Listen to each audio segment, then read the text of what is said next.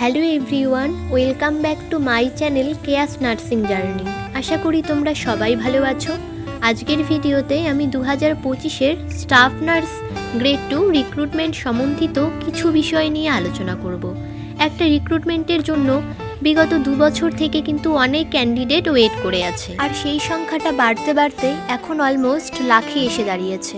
তোমরা জানো 2022-এ last recruitment হয়েছিল, তারপরে 2023, 2024 কোনো রিক্রুটমেন্ট হয়নি। 2025-এ রিক্রুটমেন্ট হওয়ার একটা সম্ভাবনা রয়েছে, কিন্তু তারপরেও 2025-এ যদি রিক্রুটমেন্ট আসে, যে পরিমাণে ভ্যাকেন্সি থাকে সেখানে কিন্তু গভর্নমেন্ট জব পাওয়াটা ভীষণ কঠিন। লাস্ট ইয়ার রিক্রুটমেন্টে যে পরিমাণে ভ্যাকেন্সি ছিল সেটা প্রায় 3000-এর একটু বেশি, আর এই বছরও যদি সেই পরিমাণেই ভ্যাকেন্সি থাকে তাহলে তোমরা বুঝতেই পারছো ওই 1 লাখ ক্যান্ডিডেটের মাঝখানে 3000 পোস্ট শুধুমাত্র, তাহলে কম্পিটিশনটা কতটা বেশি হবে। আর যদি নতুন করে রিটেন এক্সাম শুরু না হয় তাহলে লাস্ট ইয়ার যেই প্রসেসে নিয়োগ হয়েছিল সেই প্রসেসেই এই বছরও নিয়োগ হবে। তো লাস্ট ইয়ার যেই প্রসেসে নিয়োগ হয়েছিল সেটা তোমরা প্রায় অনেকেই জানো, যে মাধ্যমিক, উচ্চ মাধ্যমিক, জিএনএমে 3 বছরের প্রাপ্ত নম্বর, ইন্টারভিউ এবং সেই সঙ্গে এক্সপেরিয়েন্সের উপর কিন্তু নম্বর ডিভিশন থাকে। এই সমস্ত বিষয় নিয়ে ডিটেলসে আমি অন্য কোনো ভিডিওতে বলবো।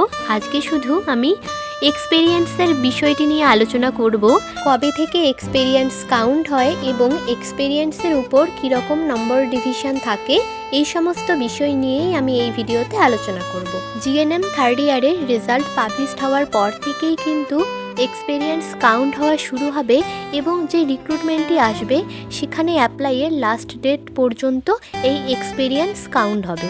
অর্থাৎ জিএনএম ফাইনাল ইয়ারের এক্সাম দেওয়ার পর যদি কেউ নার্সিংহোমে প্র্যাকটিস শুরু করে রেজাল্ট দেওয়ার আগে, তাহলে সেই সময়টা কিন্তু এক্সপেরিয়েন্সে অ্যাড হবে না। এবার বলি এক্সপেরিয়েন্সের উপর কীরকম মার্কস ডিস্ট্রিবিউশন থাকে। এক্সপেরিয়েন্সের উপর মার্কস ডিস্ট্রিবিউশন থাকে mainly 12 months, 24 months, 36 months, 48 months এবং 60 মান্থস এরকম করে।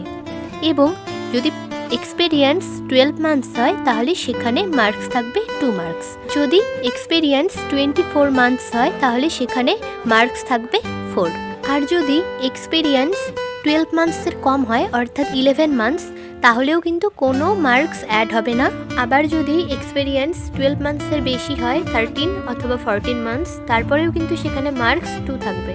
আর এই এক্সপেরিয়েন্সে সর্বোচ্চ মার্কস থাকে 10, অর্থাৎ কেউ যদি 5 ইয়ার্স কোনো নার্সিংহোমে প্র্যাকটিস করে তাহলে কিন্তু সেই 10 মার্কস পাবে। আর এখানে একটা কথা বলে রাখি, প্র্যাকটিস কিন্তু ওয়েস্ট বেঙ্গলের কোনো নার্সিংহোমেই করতে হবে। বাইরের কোনো স্টেটে যদি কেউ প্র্যাকটিস করে তাহলে সেই এক্সপেরিয়েন্স কিন্তু ওয়েস্ট বেঙ্গলে কাউন্ট হবে না। তো এই ছিল এক্সপেরিয়েন্স সম্বন্ধিত কিছু ইনফরমেশন। তো আজকের ভিডিও এখানেই শেষ করছি। ভিডিওটি ভালো লাগলে লাইক করবে, শেয়ার করবে, চ্যানেলে নতুন হয়ে থাকলে চ্যানেলটিকে সাবস্ক্রাইব করে রাখবে। আর এএনএম জিএনএম এন্ট্রান্স এক্সাম অথবা নার্সিং ট্রেনিং রিলেটেড কোনো কোয়ারি থাকলে অবশ্যই কমেন্ট করে জানাবে। ভিডিওটি শেষ পর্যন্ত দেখার জন্য অনেক ধন্যবাদ।